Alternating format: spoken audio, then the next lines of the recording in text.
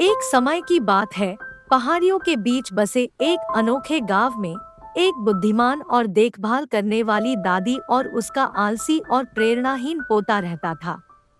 किसी भी प्रकार के काम या जिम्मेदारी से बचने की प्रवृत्ति के बावजूद दादी को अपने पोते सोहन से गहरा स्नेह था।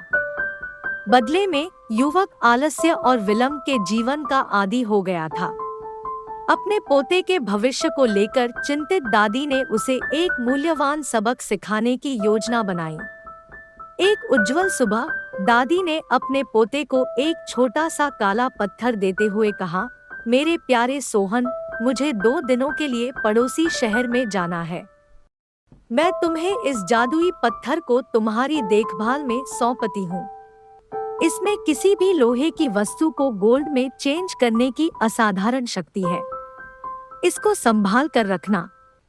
हालांकि याद रखना कि परसों सूर्यास्त तक मैं कीमती पत्थर को तुमसे ले लूंगी। समृद्धि और विलासितापूर्ण जीवन की कल्पना करते ही सोहन की आंखें उत्साह से फैल गई। उसने उन सभी सुखों के बारे में दिवा स्वप्न देखा जिन्हें वह बिना किसी प्रयास के प्राप्त कर सकता था। इन कल्पनाओं में खोया हुआ उसका पहले दिन बर्बाद हो गया और पत्थर की जादुई शक्ति का उपयोग करने में असफल रहा। अगले दिन सुबह होने पर सोहन को एहसास हुआ कि यह उसके जीवन को बदलने का अंतिम अवसर है। अवसर का लाभ उठाने के लिए दृढ़ संकल्पित होकर उसने बाजार से विभिन्न लोहे की वस्तुएं खरीदने और उन्हें सोने में बदलने का संकल्प लिया।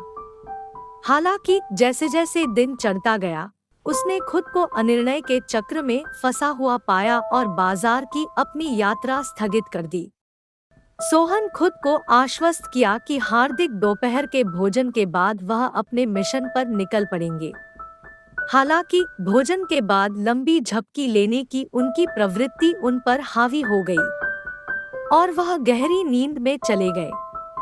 जब वह आखिरकार जागा तो सूरज डूबने की कगार पर था और पूरे गांव में एक गर्म सुनहरी चमक बिखेर रहा था। अपने सपनों को बचाने की आशा में सोहन की रगों में घबराहट फैल गई और वह बाजार की ओर दौड़ पड़ा।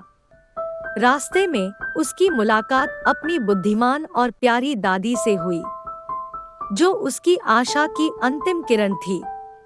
सोहन ने घुटनों पर गिरकर उसने उससे जादुई पत्थर के साथ एक और दिन देने की प्रार्थना की।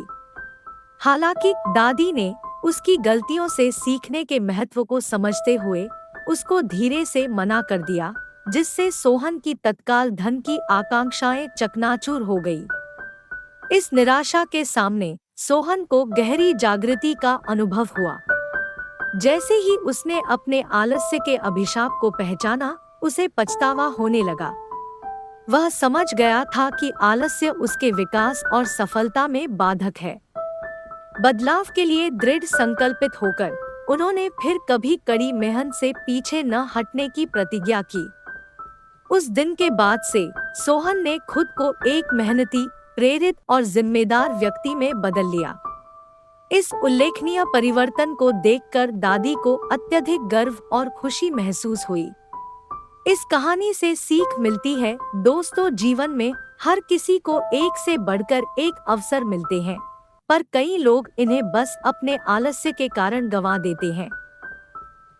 यदि आप सफल, सुखी बनना चाहते हैं, तो आलस्य को त्याग कर अपने अंदर विवेक, श्रम और सतत जागरूकता जैसे गुणों को विकसित कीजिए और जब कभी आपके मन में किसी आवश्यक काम को टालने का विचार आए तो इस कहानी को याद कर लीजिएगा। अगर आपको मेरी कहानियाँ अच्छी लगती हो तो कमेंट करके जरूर बताइएगा और मेरे YouTube चैनल को सब्सक्राइब, लाइक, शेयर करना मत भूलना।